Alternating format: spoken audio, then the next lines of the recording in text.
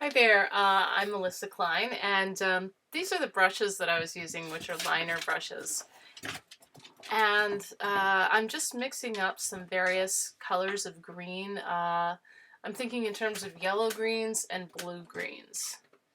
And I'm putting in sort of this yellow undertone because I want to capture the sense of the light shining through the leaf.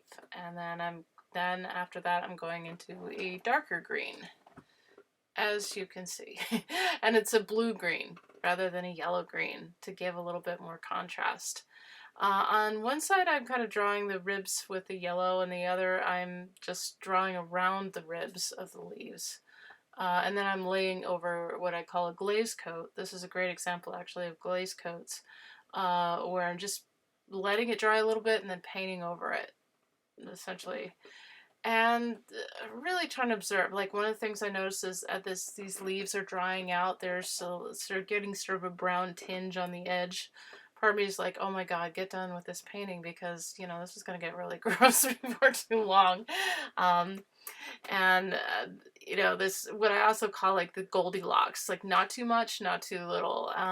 That's happening with this. Also thinking in terms of how the leaf breaks. Oh, I love doing the branches. They're so like gratifying to get, and they have a lot of texture on them, which I think is really fun. And I can see all these little like nubbly ribs happening. I'm using a pretty small brush to do that. Um, I don't always work with this great detail, but for this painting, I felt that it made sense. Um, now I'm not sure what I'm doing. Probably letting the cat out, or letting the cat in. So nothing's happening for a little while. But here we go again. Um, and also probably I'm drinking coffee. So picking it up again. And there's a moment of like, oh my god. So the apparently something dripped. I think the brush was too loaded with paint and it dripped, and I had my handy little paper towel around.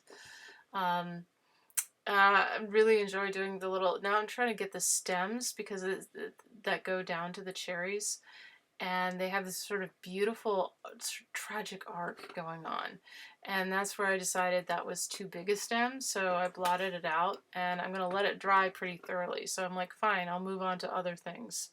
And I'm like, do I come back? Yes, I do, but in a little bit different spot. And I decided, yeah, I'm much happier with it. The first one was just like this clunky elephant trunk of a stem. No! Um, Again, having fun with the branches, kind of going underneath them a little bit, which I always like.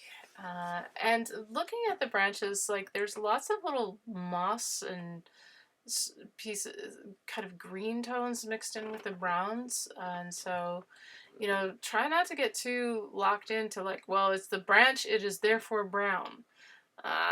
Maybe, but maybe it's brown and green, or brown and gray. And you might even have, I've seen like little touches of kind of like a red rust happening. Um, Keep in mind too, browns have generally a fair amount of red in them. So in some cases, you can think of your browns as reds. This is what I call, the brown I'm using is not as red as some of the other ones. Doing the same thing with the leaves. Now notice on my underpainting, I used a fair amount of yellow, and I just sort of let it flow over my drawing of the leaves, knowing that I could just paint over that. Yellow is so wonderful that way because it'll, if you want to paint over it, it'll let you. But if you want to let it shine through, it kind of can create a really nice, almost like a stained glass effect that I really love. Uh, Again, noticing little brown parts of the leaves, uh, kind of enjoying that, like, okay, it's not at its perfection, it's in this downhill phase. Yes, I'm talking about myself, not just the leaves. The leaves and I are all going downhill. But we're still producing excellent fruit of our labors. So there you go. Then that leaf in the background was pretty manky, pretty beat up. And enjoying like that. Also, if you compare this to the photograph, you will see that I have moved around a lot of things fairly deliberately.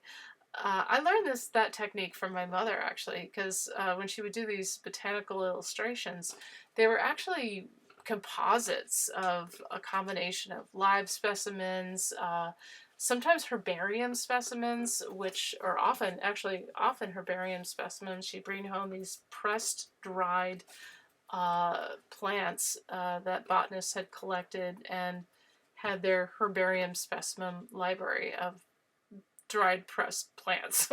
And so, which were actually pretty interesting. Some of them were quite old, and they're part of a valuable biological resource when you think about it. I'm not sure how the oldest herbarium specimen is,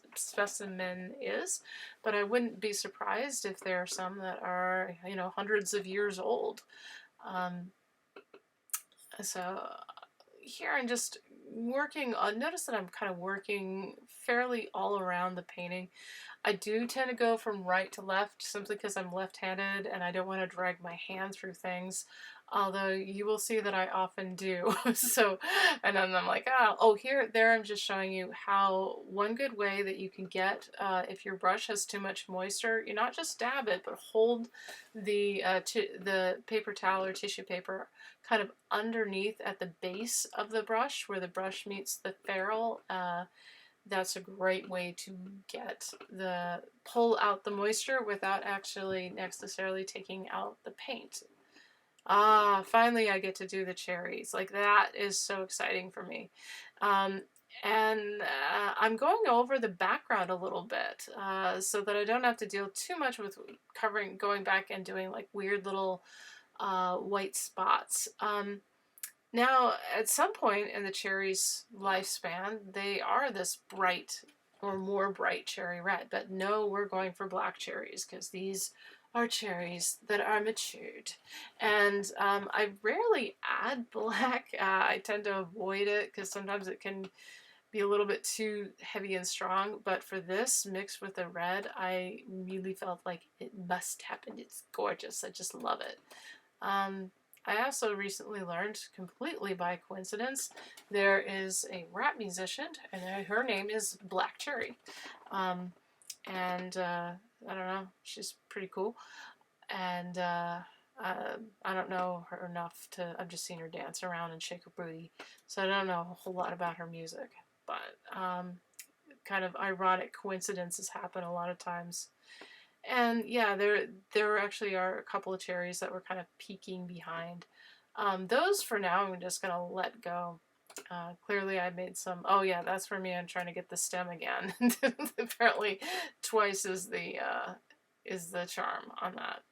Really loosely laying in the color on this. I'm not really too worried about, you know, getting into too great detail. That's where I'm noticing, oh, I left off that branch, and I'm really happy that I did notice that because I feel like they kind of needed that. Again, just adding in more layers of the greens on this. There was kind of a highlighty element. Yeah, and I added a little bit of white, I think, or pro white to my watercolor because there was sort of this like green white shade. Always looking at the background. All right. Thank you guys so much for watching, and we're going to go on to the next brave installment. Have a great day.